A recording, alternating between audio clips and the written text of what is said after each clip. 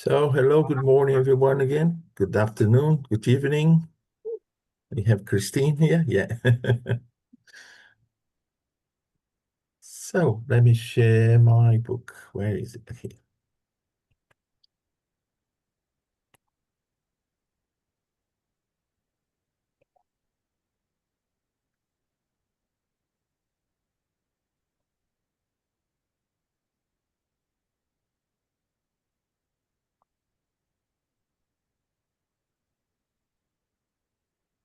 Can you all see the book?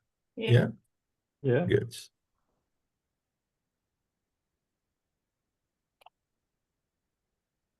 Okay. So, today we are starting the final part of this chapter, which is apocryphal communications. Very interesting for our study. So, we'll start by reading the introduction here. Sometimes there are communications that are so absurd, although signed by highly respectable names, that the most ordinary common sense exposes their falsity. In others, the error, disguised by being mixed in with correct principles, can mislead and prevent its detection at first sight. However, they do not hold up under serious examination. Following are a few examples. What I'm going to do is, because here we have some messages, which are, messages, apocryphal messages, as Kardec said, and messages that we can rely that they come from the Spirit who says that he or she is. So I'll go through the whole message, and then we, discuss and analyze the message. Okay? So this is number 29. The perpetual and incessant creation of worlds is for God a kind of perpetual pleasure in seeing their rays become more and more luminous in happiness. For God, there is neither number nor time. Thus, hundreds or millions are neither more nor less to God. God is a Father whose joy is composed of the collective joy of all his children. At each second of creation, God sees a new joy founded upon the universal joy. There is neither cessation nor suspension in this perpetual movement. This great continuous joy that fertilizes both heaven and earth. You only know a small fraction of what there is to know about the earth. And you have brothers who live on planes that humans have not yet reached. Of what significance are the terrible heats and mortal colds that paralyze the efforts of the most audacious? Do you believe?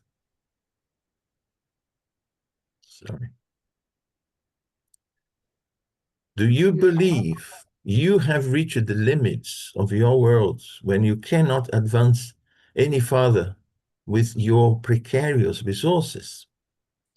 Can you precisely measure your planets? Do not believe it. There are more unknown regions than known ones on your planet.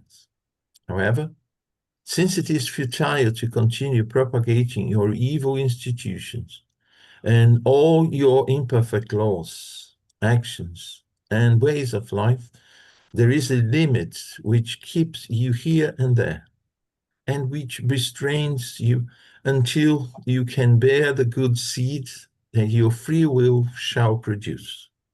No, you do not know the world you call Earth. In your existence, you shall see a big beginning of proof of this communication. Hence, the hour will sound in which there will be another discovery beyond the last that was made.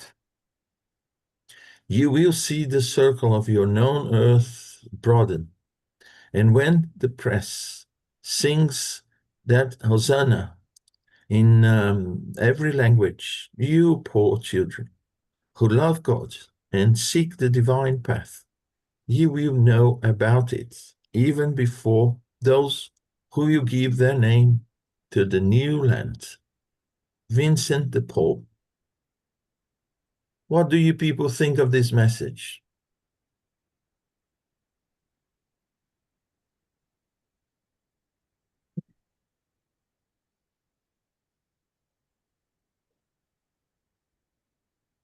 Any opinion? Hello, Christine.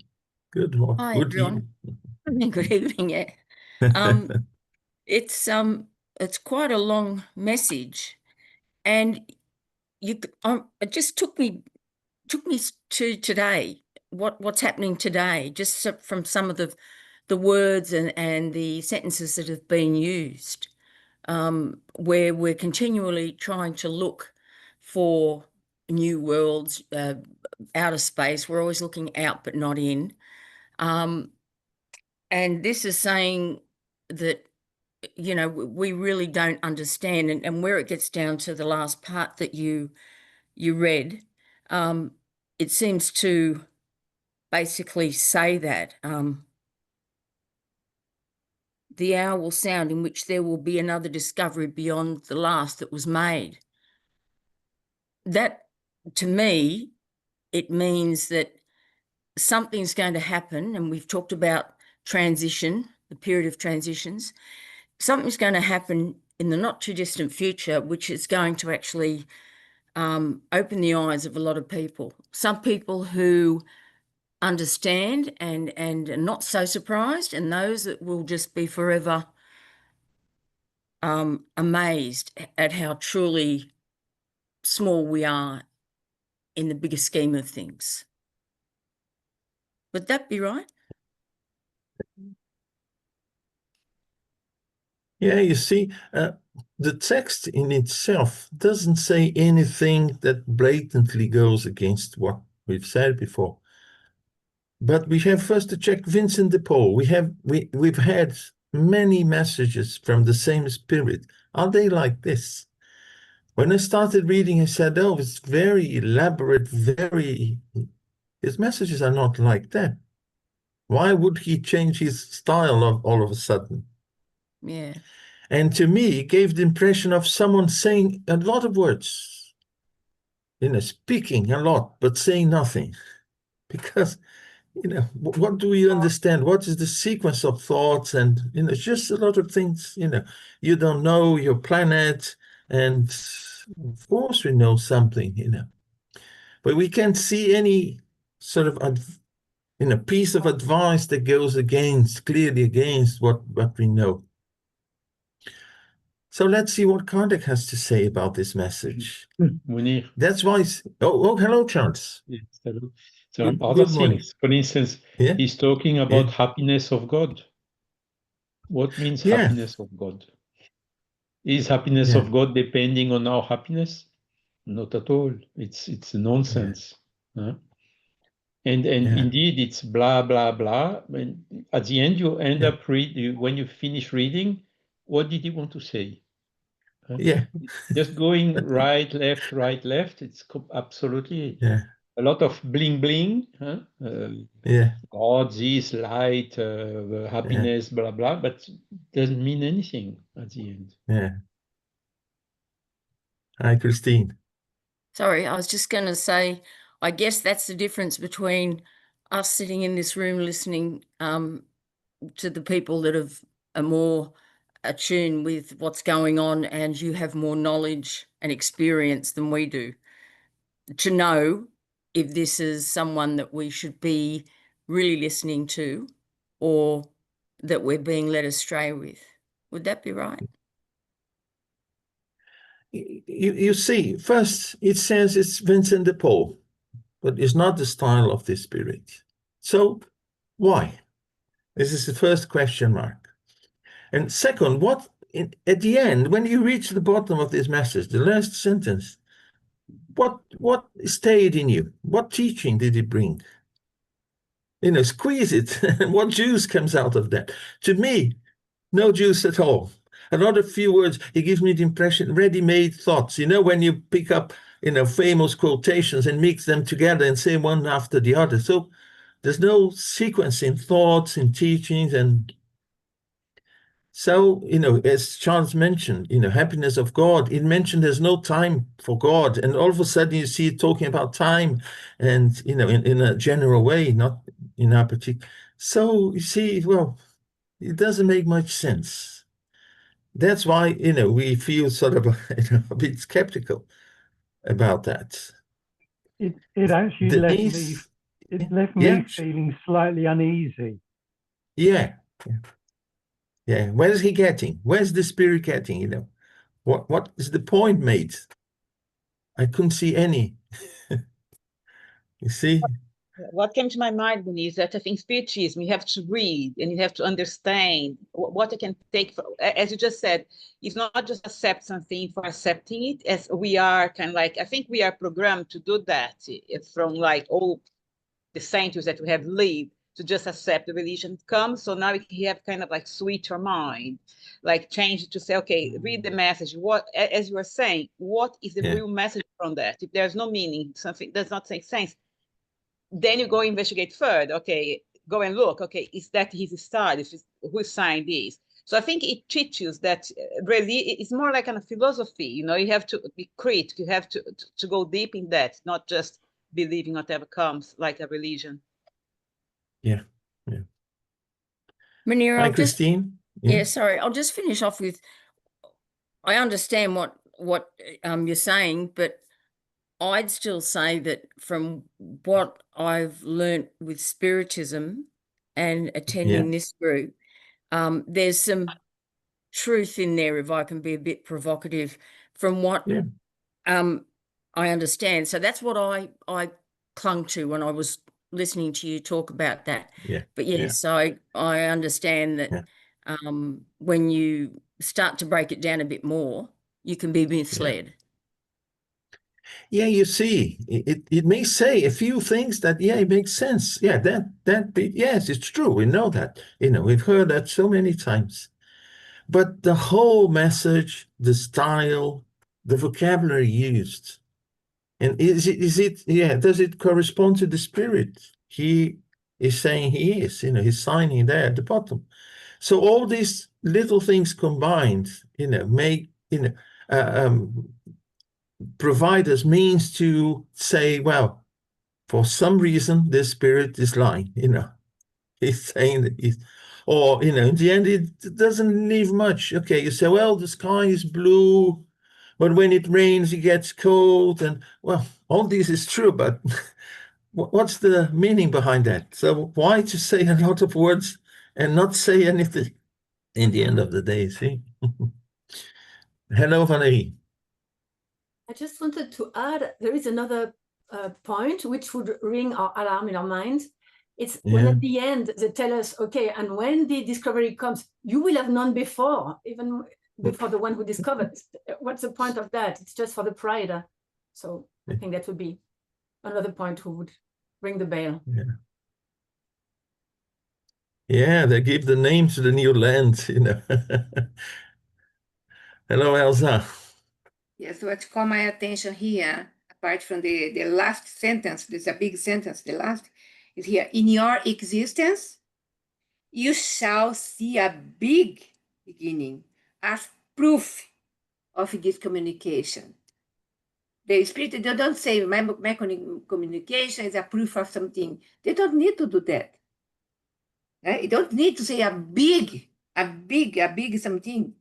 That's not a big beginning. Everything is accordingly what everyone.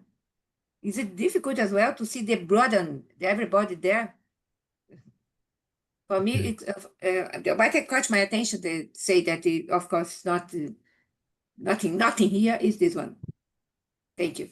Okay, thank you, Elsa. Hi, Charles. Yes, and he's also talking about a new discovery. Which discovery? Which will succeed another discovery. Which one? So it's not clear. And exactly at the end, like Valerie told, you will be the first knowing it, provided you listen to me, what I say to you, you know. That's quite some red flags. So let's see what Kardec has to say. From the style point of view, this communication does not hold up under criticism. The inaccuracies, the redundancies, and the faulty expressions jump out at the eyes of whoever is even a little bit literate. So basically what we discussed, you know. Nevertheless, all that would prove nothing against the name by which it is signed, since such imperfections could have resulted from the insufficiency of the medium, as we have shown. So perhaps the medium is not a good channel and is interfering with the communication. But he carries on. What would pertain to the spirit would be the idea. Thus, when it states that on our planet there are more unknown than known regions, that a new continent will be discovered, such as for a supposedly high-order spirits, proof of the most profound ignorance. There is no doubt that besides the frozen regions, a few unknown corners of the earth may yet be discovered, but stating that these lands are peopled and that God has hidden them from other humans so that they will not take the evil institutions there, is to display a great deal of confidence in the blindness of those who receive similar absurdities. What they try to do is actually to convince people who like things, as we've mentioned before, that are extraordinary, that are beyond the common sense, you know, something that is, it's magical. So people, these people, they are prepared to receive, to be convinced by this type of communication, you know, that something new, lands will be discovered and, you know, all that. So we see, you know, Kardec even says, well, maybe the style may be the result of the medium, an interference from the medium, but the idea behind that, what is the idea? What information were given to us in the end, in general terms, you know, what are we to follow? What are we to accept? A lot of things, you know, but he leaves us, in my perception, he leaves me empty-handed, you know. So, you know, disappeared. The way it came, it went. Different from a profound message that touches us, that talks in a sequence that, you know, a well-elaborate message in the way it presents its content. And good spirits, they normally they are very concise, they go straight to the point, their ideas, they have a natural flow, see? But here, it talks about many things and things that we said don't make much sense, but altogether makes less sense even. So this was a good example. Okay. Let's move now to number 30. My children, our material world and the spirit world, about which you still know so very little, are like the two plates of an eternal weighing scale. Until now, our religions, our laws, our customs, and our passions have caused the plate of evil on the scales to drop and the good one to rise, since we have seen evil reign supreme on earth. Down through the centuries, it has always been the same lamentation from human lips, and the fatal conclusion is that God is unjust. There are even those who go so far as to deny that he even exists. You see everything here and nothing there. You see the superfluous that displaces need, the gold that shines with the day, the most shocking contrasts that prove your dual nature. Where does this come from? Whose fault is it? That is what you must calmly and impartially try to answer. Whenever good remedy is sincerely sought after, people find it. In spite of this domination of evil over good through your own fault, why don't you see everything else steadily following the line traced out by God? Do you see the seasons getting out of order? The heat and cold inconsiderately clashing with each other? The lights of the sun forgetting to light the earth forgetting the seeds which sowers have planted there? Have you seen an end to the 1,000 continual miracles that occur before your eyes, from the germination of the herb to the birth of the child, a future human being? However, if everything fine is on God's side, everything evil is on humankind's side. What will remedy this? It is very simple. Draw close to God. Love one another. Join with one another. Understand one another and calmly follow the road whose signposts may be perceived with the eyes of faith and conscience. Vincent de Paul.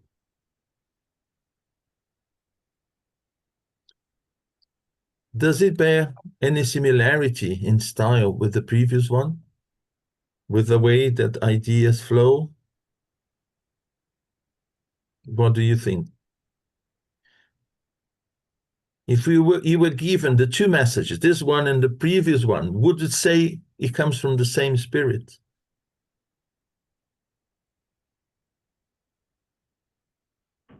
No, I don't think so. This follows a sequence, a line of thoughts, and we see that it's a different style from the other one. So we see there are two different messages signed apparently by the same spirits. So let's see what Kardec has to say here. This communication was received in the same circle as the previous one. But what a difference. Not only because the ideas, but also because of the style. Everything in it is just, profound, and sensible. And Saint Vincent de Paul certainly would not disavow it. Thus, we may safely attribute it to him. So, it's a good lesson here, to compare, to see the style, to see the message.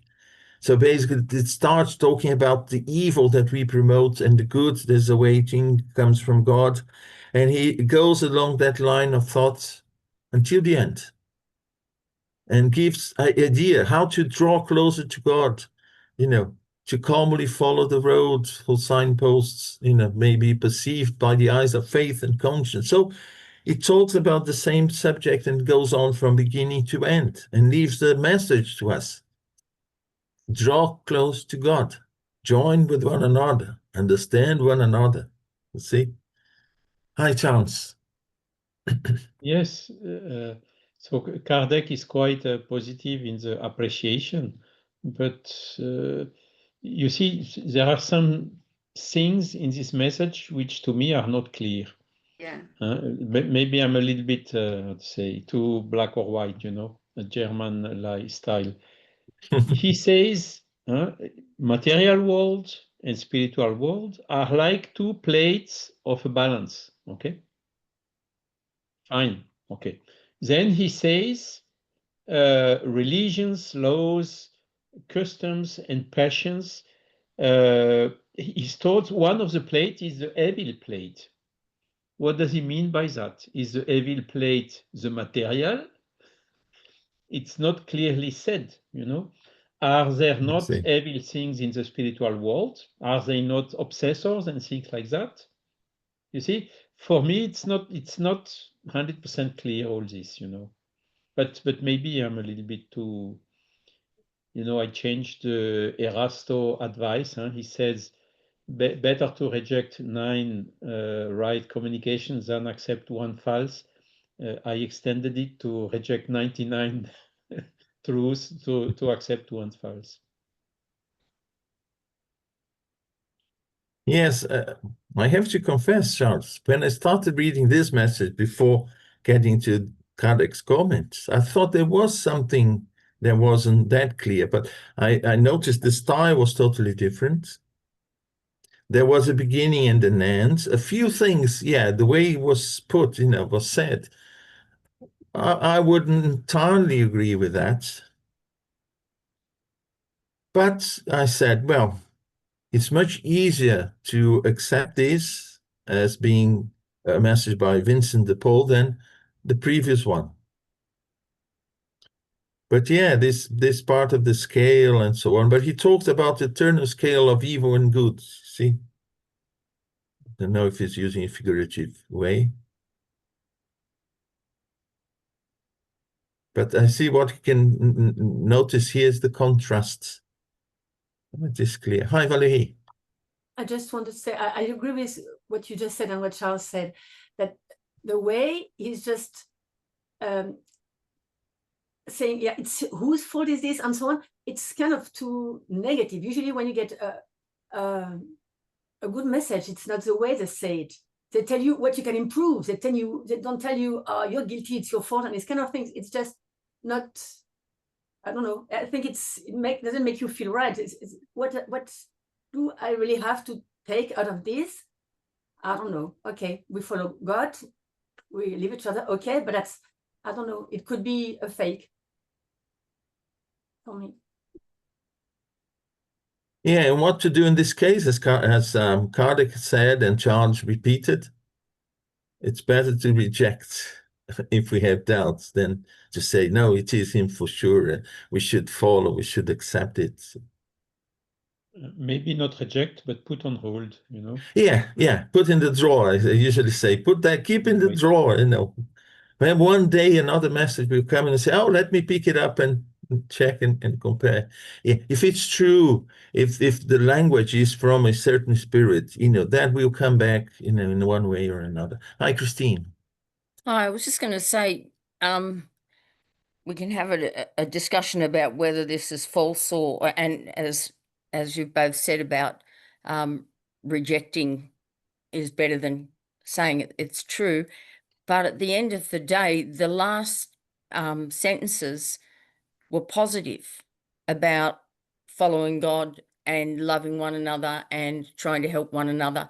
So from that point of view, you'd say, well, part of the message could have been legitimate, from a legitimate source, sorry. Yeah, I know what you mean, but we'll see some other cases, you know, why, you know, if it's not him, Vincent de Paul, why would the Spirit take up his name and pretend to be him? Even, you know, he could be someone like us, you know, who has a little bit of enlightenment, just a little bit. We are at the very beginning and wanted to write a positive message, you know. But if I put my name, who am I? Imagine, you know. So I want to convince people. Then you talk some people, because they are not that important, they say, but I'm a friend of so-and-so, someone who everybody knows, and you know, oh, you are a friend of that guy. Oh, you were, you know, from this family. Oh, you come from that place. Oh, so to give you some credibility, you see. But this is the identity card of the Spirit. You see, we have no other way to know if he or she is who he or she is saying, you know, that he is or she is. So that's why you have to be careful. We can just accept, you know, everything. The message may be nice. Oh, I don't see anything wrong, but what a language, what a limited vocabulary. You see, what maybe a deficiency from the medium, we don't know. Well, but the medium is, has brought so many channels, so many nice messages, very elaborate ones, very beautiful style and so on. But why would he change now? So many aspects that we should check and give a grade of credibility. Well, this is 0 out. This one 9, yes, it seems so, yeah, or 10. And some of them, okay, 7. Let's leave a question mark and wait to see, if something, how it will develop, if it will, So it's just for us not to take and not to be just black and white to say, oh, it is a good message. Oh, no, let's reject this other one. And so accept, reject. No, let's, be careful. Because also our perception, our development relies on, these experience. That's why it's so important. And not just, oh, I received a message from Spirit and you read, oh, how nice. Oh, it's especially if it's someone known, whose message will have a greater impact on us. But let's see what follows here. 31. March forwards, children. Close up your ranks. That means unity will make you strong. You who work on the foundation of the grand edifice, watch and labor always to consolidate your base, and we will then be able to build it high, really high. There is great progress all over our globe. There are an innumerable number of converts gathering under our banner. Many skeptics and even the staunchest disbelievers are also drawing nearer. March forward, children. March with an uplifted heart, full of faith. The course you are following is beautiful. Do not slow down. Always follow a straight line, serving as guides for those behind you. They shall be happy, very happy. March forward, children. You do not need the strength of bayonets to uphold your cause. You only need faith, conviction, fraternity and unity are your weapons. With them, you are strong, more powerful than all the potentates of the universe combined, in spite of their armies, their fleets, their cannons, and their bullets. You who fight for the liberty of the people and the regeneration of the great human family, march forward, children. Take courage and persevere. God will help you. Good night. I shall see you later. Napoleon. Hi, Denise. What came to my mind that you say you only need faith?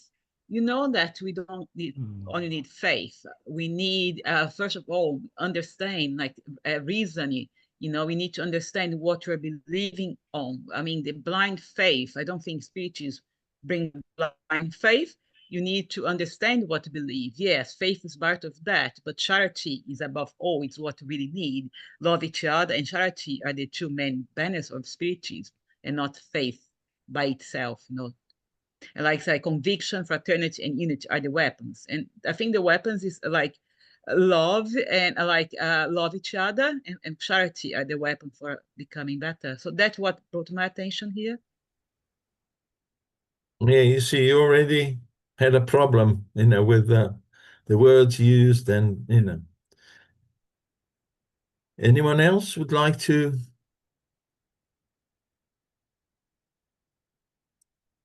I found it a very sweet message for Napoleon. He talks about bayonets and cannons and all these, but my children, my... Don't you find it strange? Napoleon calling my children, my... For those who expect miracle when we die, yeah, maybe it's understandable, but, you know, I going through the message, you know, that called my attention. How sweet a message, what a sweet message, you know, from Napoleon. What you call March forward, children, yeah. that Hello, you Camila. hello. That was what caught my attention, right? Because it is 1000. It's not so far after Napoleon died, right? So he could not progress so much. And Napoleon was a guy that killed a lot of people, right? So I don't think he would be a high elevate spirit like 200, 300 years after he's dead. Right? Mm. Thanks, Camila. Hi, Roger. Yeah, much like Camilla has just said, Napoleon killed a lot of foreign soldiers, a lot of foreign people, quite a vicious general, or a vicious leader. And he was his plan was world domination. He wouldn't be telling people to do anything with their cannons and their bullets other than to fire at other people and shoot at other people. I can't imagine that what he's saying there in that message would be not to actually use the cannons and guns to actually do anything other than shoot. It just doesn't fit. Yeah. The message doesn't match up with the man. It just doesn't fit at all. I mean, if I tell you I was born exactly on the 150th anniversary of the Battle of Waterloo, and at a very early age, I discovered that, and I became a great fan of Napoleon and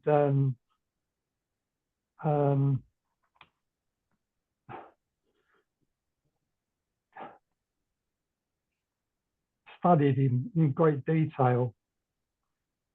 Right. I've got a real fascination for a lot of what he did. So, you know, it was... Yeah. And sometimes we get hold of letters that he wrote, messages that were sent, and what he said to other people and so on. And when reading this message, we may say, well, it doesn't really sound like Napoleon, you know. No, this doesn't. Yeah. This doesn't at all. Yeah. Yeah. Thanks, Roger. Hi, Christine. I agree with what everybody else has said. The only thing I'd add is that the language used overall is just very negative anyway.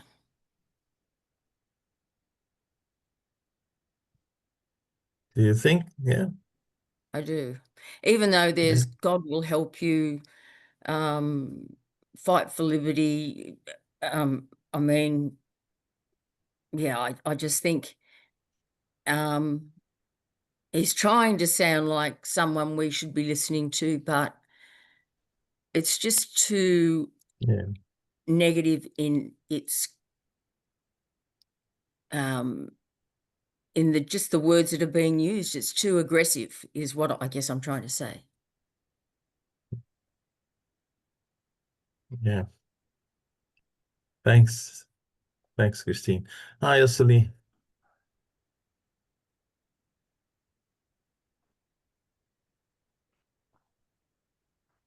Hey, good morning, people.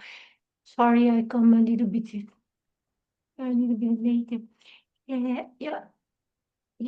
I don't have so much experience with anomalous messages, but when I see there, this is Napoleon.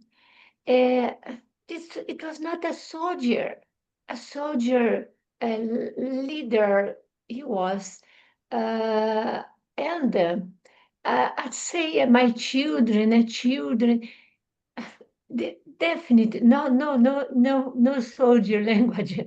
So I think it wasn't him, because I feel that he wasn't him. It was another spirit, not bad spirit, but definitely no. It was not Napoleon. I think so, and when they say this here.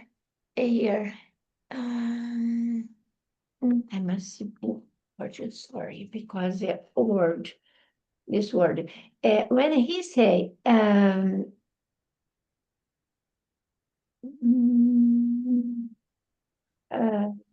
will be more,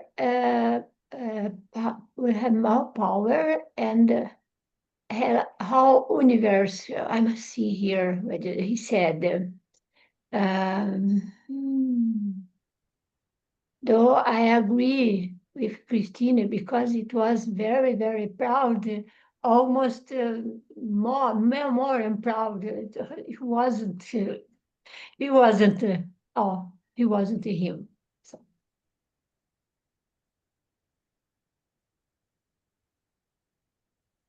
Okay, thanks, Cecily. All right. Camila? No, I just would like to supplement if you folks have patience with me. Sorry to speak too much. But one thing that I was thinking is like, uh, maybe someone admire Napoleon, right? But if we read the book Art of the War with notes of Napoleon, one of the notes was like that he could not lose it from anybody because he has more lives to spend than anybody else in the world, right? So that showed his character, like he doesn't care about the life, is the love, everything that we know that he's required to involve in the spiritual world, right? Like Jesus and whatever. Then, when we think in the mediunic sessions, has case that he came with the spirit with 800, is like stuck for 800 of years, and I don't believe he killed so many people like Napoleon, right? Because he could do the things in scale, right? He was very powerful man, right? Like he has people that he had the opportunity to do a lot of things in scale, and I think that I believe that if we do some mistakes and we get stuck for so long, imagine if we do something in scale, right? How much will be our suffer in the other side. Okay, yeah, thanks, Camila. We also have to pay attention to what is the purpose of this message. Is the message of hope, of consolation, to bring some enlightenment, to tell about their state, their situation there, a way of expressing themselves, the spirits, saying what they used to do, and so we have to see, it seems to be a message for enlightenment, for encouragement, and so on. And coming from Napoleon, it doesn't make much sense. Napoleon could very clearly, he could come and give a message, but the content of the message, the purpose of the message wouldn't be this. Perhaps he would talk about what he did, how he finds himself, or he found himself in the spiritual world, or even keep on, with his ideas, and but he would be, the name would be associated with the type of message, with the content of the message, with the style, all these combined. So it's not just one thing that help us believe or not in the message. But, you know, many different aspects that have to be checked. They have to be consistent, you know. But let's see what Kardec has to say here. During his life, Napoleon was a grave and serious man like few others. Everyone knew about his brief and concise style. Would he have degenerated after death by becoming verbose and frilly? This communication might have come from some soldier calling himself Napoleon. So, just to give us an idea that, you know, it doesn't match the style, the you know, way Napoleon was known, and so we should doubt the message in this sense. Okay. So let's read number 32. No, one cannot change one's religion when one does not have a religion that at the same time satisfies common sense and intelligence, and which above all can provide consolation to humankind in the present. No, one cannot change one's religion. Instead, one falls from ineptitude and domination into wisdom and liberty. Forward, then, our little army. Forward, and do not fear the enemy's bullets. Those that can kill you have not yet been molded. If, from the bottom of your heart, you are always on the path of the Lord, that is, if we always peacefully and victoriously fight for your well-being and freedom. Vincent de Paul. Then, I suspect this is the comment by Kardec. It should be like this one, smaller font size, but I think it's a problem here when editing the book. So the comment is, who could possibly recognize St. Vincent de Paul by this language, by these thoughts, so disordered and lacking in meaning? What do these words mean?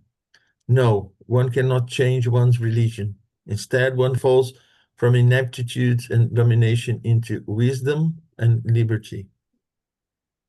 With its bullets that have not yet been molded, we highly suspect that this is the same spirit who signed the communication above with the name Napoleon. So we see talking about army, bullets, and so on and so forth. Yeah, you know, it reminded us of the previous message, signed by Napoleon, and now signed by Vincent de Paul.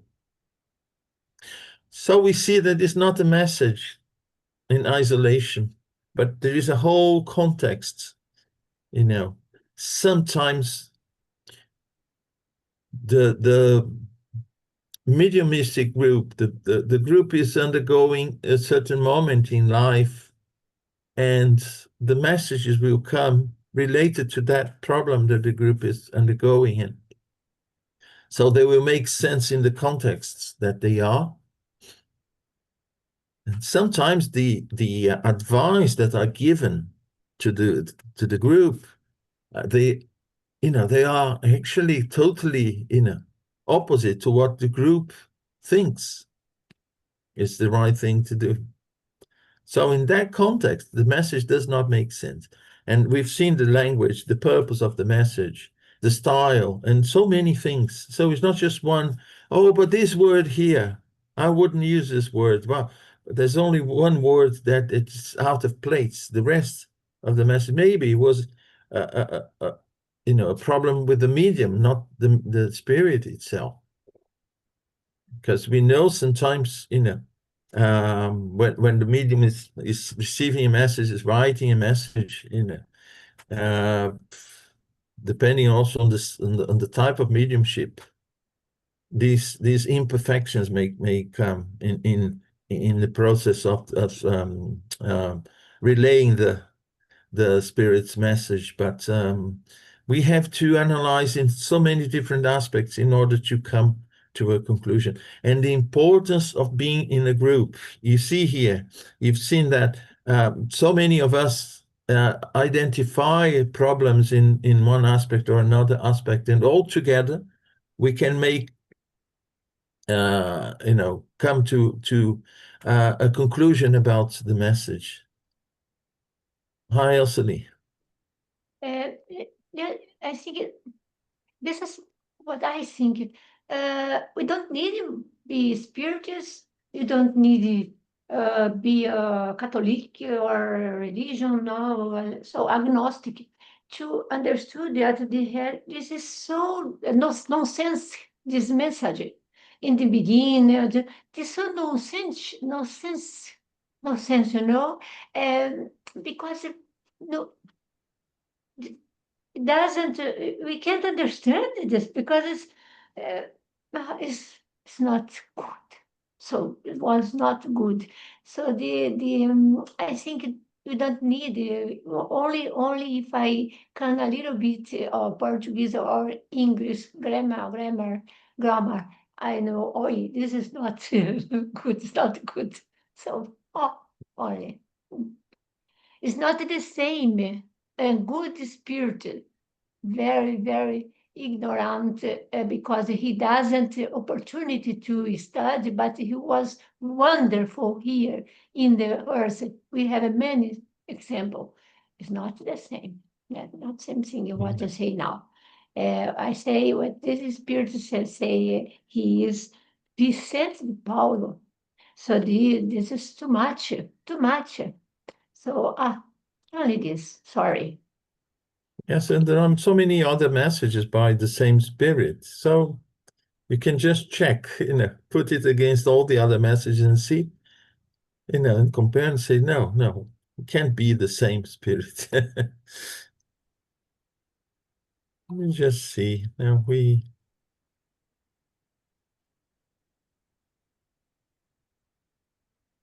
do we still have time? We have 6 minutes. Yeah, let's see this message here. Actually, there are two messages here. 33. Children of my faith, Christians of my doctrine, forgotten under the self-seeking waves of the materialist's philosophy, follow me along the Judean pathway, follow the passion of my life, contemplate now my enemies, behold my sufferings, my torments, and the blood I shed for my faith.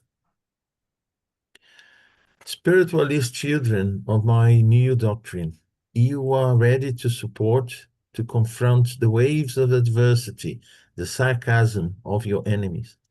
Faith advances without ceasing. Follow your star, which will lead you along the pathway of eternal happiness. And the star led the kings, as the star led the kings of the East to the Manja. Whoever your adversaries may be, whatever may be your punishment, and the tears that fall onto this sphere of exile, take heart and persuade yourselves that the joy which will inundate you in the spirit world will be way above the torments of your temporary earthly existence.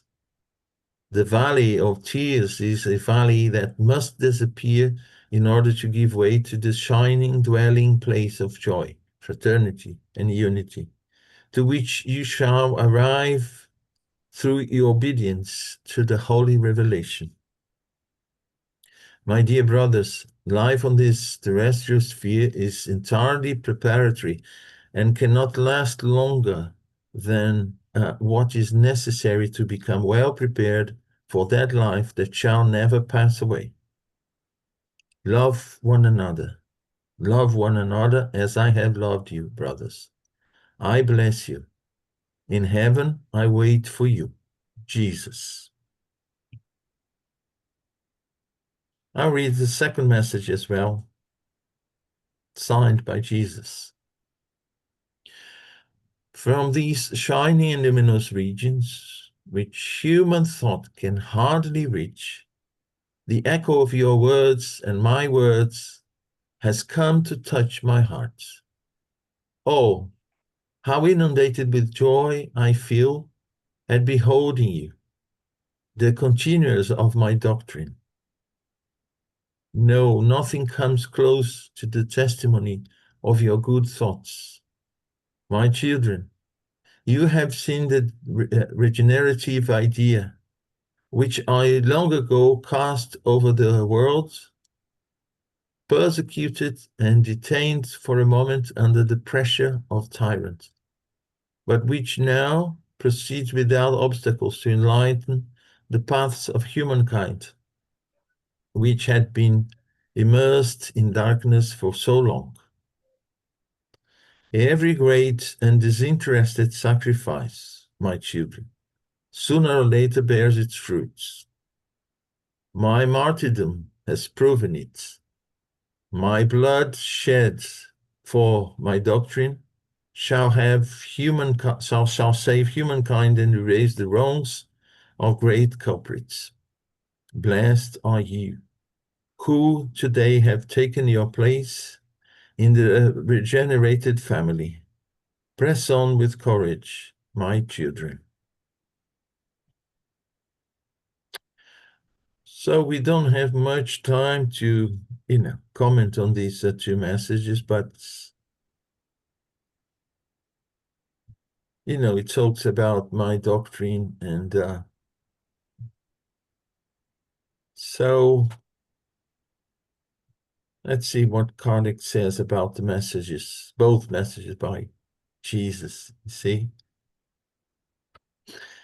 Obviously, there is nothing evil in these two communications, but did Christ ever use such pretentious, emphatic, and puffed up language?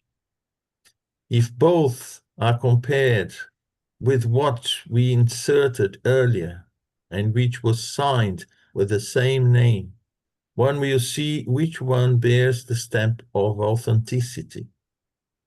All these apocryphal communications were received in the same circle.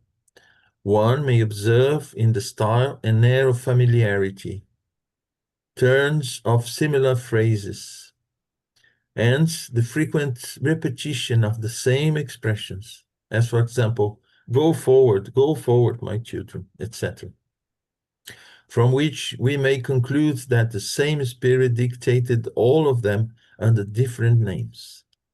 In this circle, which is very conscientious but a bit too credulous, no one makes evocations and asks questions.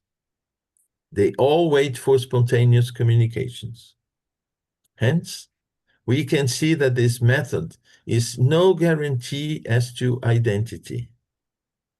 With questions that were both demanding and logically arranged, it would have been easy to put this spirit in its place.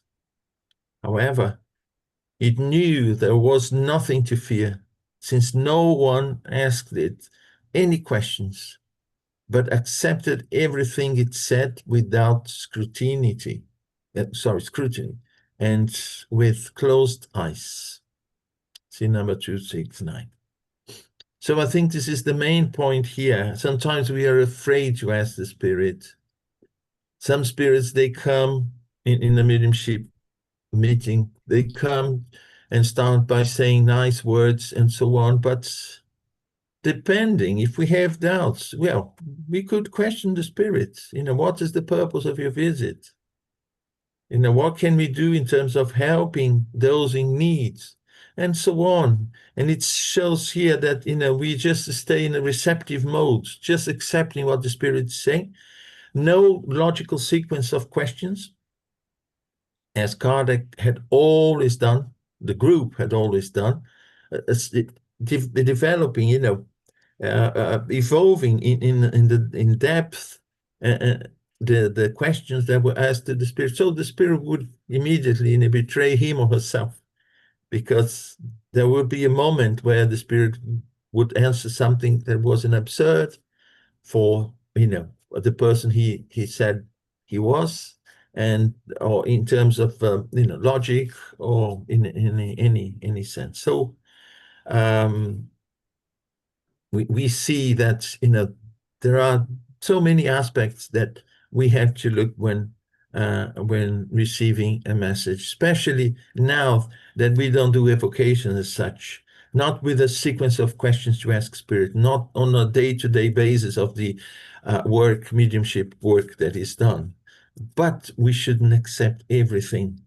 We shouldn't just be embarrassed to ask questions if we think these questions are important, are necessary to clarify whatever is being said.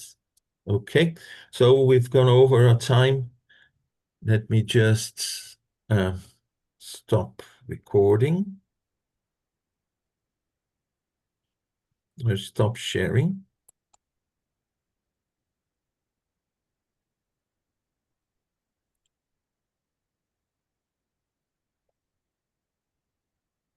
Yeah. Okay, and I'll stop recording.